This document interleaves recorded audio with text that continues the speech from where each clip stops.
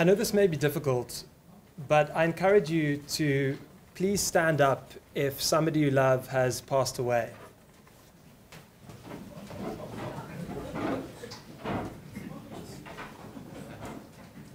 You see, in the end, each and every one of us is vulnerable. Thank you for your participation. You can be seated. Death is such a taboo topic in Western society. They say that 70% of the British public is comfortable discussing death, but I beg to differ. My name is Dario De Vet, and I'm part of the Anthemis group. We're a venture capital firm, venture builder, and incubator. And over the past couple of months, I've been researching the space for our financial wellness vehicle, focused specifically on mitigating consumer vulnerability. I want to tell you a story. My grandmother is 97 years old. 9 years ago, she had a knee replacement operation, and during her recovery period, suffered an unexpected heart attack. At this time, the doctor called my mother and her 3 brothers into a room and asked if they would like to proceed with a triple bypass surgery or not, something which they took deep offense to.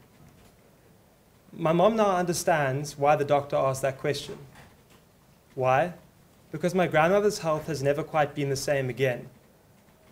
The family didn't effectively end-of-life plan, and as such, this has created complications in terms of my mother's relationship with her brothers in determining an appropriate care path moving forward, their relationship with their mother, and the greater family's relationship with our grandmother.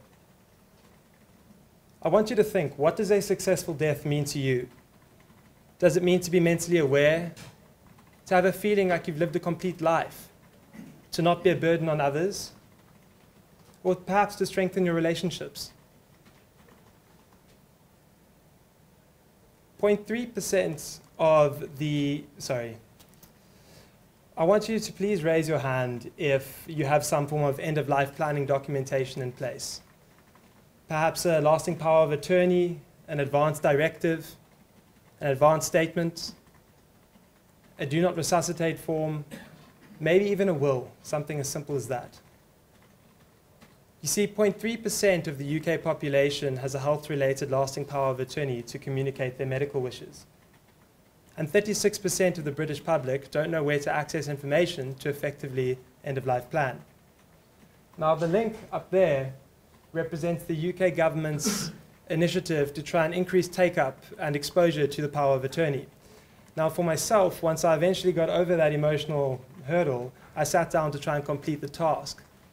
But the sheer, I would say, complex nature of the legal jargon and my unfamiliarity with the process was very intimidating. And as such, I stand here before you today, still having not completed it myself. And I put the link up on the screen because I encourage you to try it and see how it makes you feel. Now, to many of you, this may seem like an intractable problem that's impossible to solve. But I have faith, because there are examples of success. If we turn to the United States, the Respecting Choices initiative in the town of La Crosse, Wisconsin, has encouraged an increase in take-up of an advance directive from 2% to 45% within 2 years, and that was in the early 90s. How? Because they encourage people to speak up and have the conversation. That take-up rate now is sustained at over 96%, which overall is 3 times greater than the national average, which has remained unchanged in the United States over the past 30 years.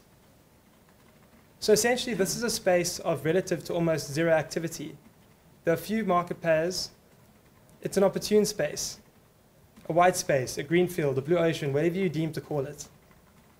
And being so active in the space, we at Anthemis are seeking a founder, somebody who shares in our obsession.